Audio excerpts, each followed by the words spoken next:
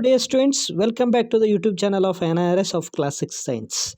My dear students, in the previous class, I was explaining about the concept of the back to the oceans. Means here we discussed about the groundwater, how it can be recharged, and how the groundwater is being used in order to get the water from the open wells and tube wells. So this is the groundwater through which this is the water which is fed by the groundwater. This is which through which we get the open wells. Okay, from the tube wells we get this groundwater. Okay, so we have discussed that. So there should be the open land should be made green vegetation, so that the rainwater flows seeps into the ground and it increases the groundwater availability.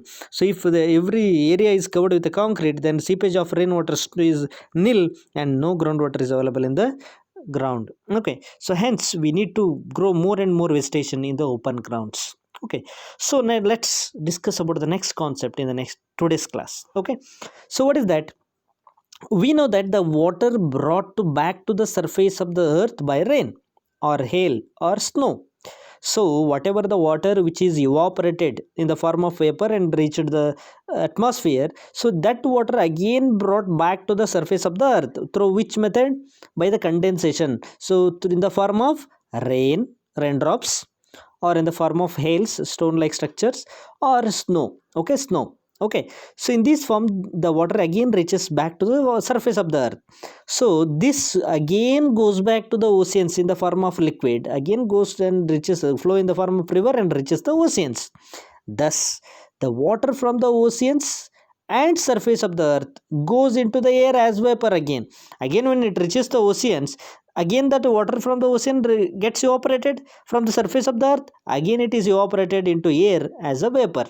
Okay, so returns back to the earth in the form of rain, hail or snow, and finally flow into a rain, finally goes back to the ocean. So in this manner the circulation of water in this manner means from surface of earth to again surface in the atmosphere in the form of vapor goes into the air, again due to condensation fall down as a rain, hail or snow, and again flows into the oceans, that gets evaporated. So like that the circulation of water takes place in this manner, that is known as water cycle. That will be shown with the help of figure 14.9. Okay, so this is circulation of water, remember all of you, this is very very important. So this circulation of water between the ocean and land, so the circulation of the water between ocean and land is known as, it is a continuous process, so this is known as water cycle. So what is water cycle? The circulation of water between the oceans and land, between the oceans and land, that is known as what? Water cycle. Okay, so it's a continuous process, so this maintains the supply of water on land. So because of this continuous cycle of circulation of water between the ocean and land, that is a continuous process, due to this the water level in the land is maintained. Okay, it maintains the supply of water in the land. So that is what explained in the water cycle. So you can observe here carefully. So you can see that the water is getting evaporated. Yes, water from the seas and oceans is getting evaporated. See, it is shown with the help of this upper diagram. Okay, it is getting evaporated and reaches into the air. Am I right or not? In the form of vapor. Okay, so again this water, when this water is evaporated and reaches the air, and it forms a clouds. So in the form of clouds, again it will fall down in the form of rain, hail or snow. Yes, see, in the form of rain, hail or snow, again it fall down and reaches the surface of the earth, and it flows in the form of rain. Okay, in the flows in the form of water, and again it forms a river, water bodies, and finally reaches the oceans, then again it gets evaporated. Like that the process of this process of continuous process takes place. This we call it as rain, what? The water cycle. So now let's move on for the next concept, that is, what if it rains heavily? Suppose if it rains heavily more than expected, what happens? Yes, the time duration and the amount of the rainfall varies from place to place. Okay, the duration of the time and the amount of rainfall, so that varies from place to place. So in some parts of the country Okay, in some parts of the world it rains throughout the year. In some parts what happens, it rains throughout the year, complete year it rains. Okay, while there are some places where it rains only for few days, hardly few days it rains in our country. So there is an imbalance. So most of the rainfall occurs during the monsoon season. This is very very important. In our India, most of the rainfall that occurs during monsoon season. So that is why the farmers are very happy. They are very much waiting for the monsoon season in order to receive the rainfall, so that they can get grow the crops by using the monsoon rain. Okay, so that's why the most of the rainfall occurs during monsoon season. Okay, so rains bring relief. So the rains bring what? Relief, happiness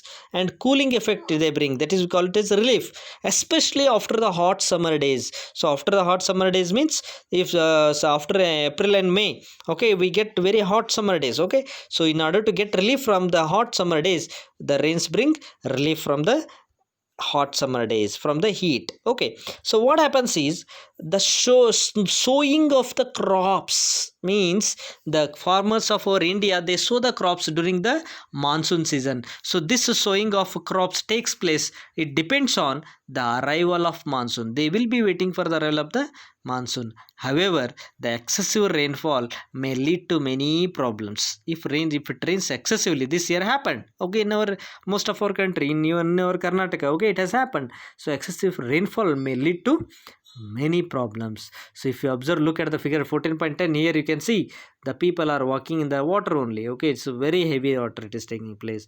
So what happens is, heavy rains may lead to the rise in the level of the water. See, if it rains heavily, there will be a level of water is raised in the rivers, lakes and ponds.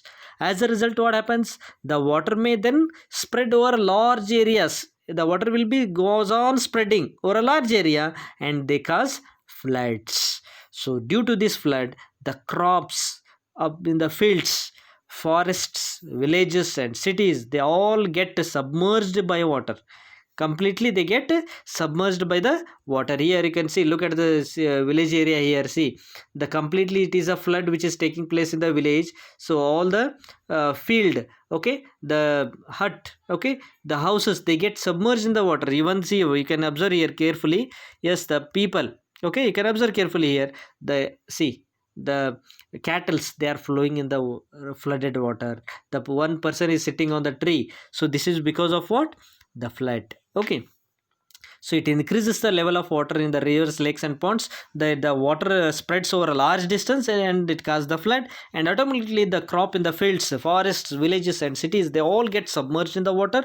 So hence there is a large effect, huge effect takes place. So in our country, okay, what happens is, in our country the flood cause extensive damage to our crops. Maximum damage is happened to the crops, and domestic animals, they suffer a lot of problems, and property and human life, even the human life, they lose their lives. Okay, the property is damaged, and lot of damage to the crops and domestic animals. This is all takes place due to the heavy excessive rainfall. So during the floods, what happens, the animals living in the water, they also gets carried away. The animals which are living in the water, they also get carried away with the water. Okay, that is also problem for their lives. So they often get trapped on the land areas, they get stuck in the land areas and do die. So when the flood water reduces, okay, so rain also affect the animals living in the soil, so which are living on the burrows, they also get lose their life due to the heavy rain. So dear students, in today's class you have understood about the water cycle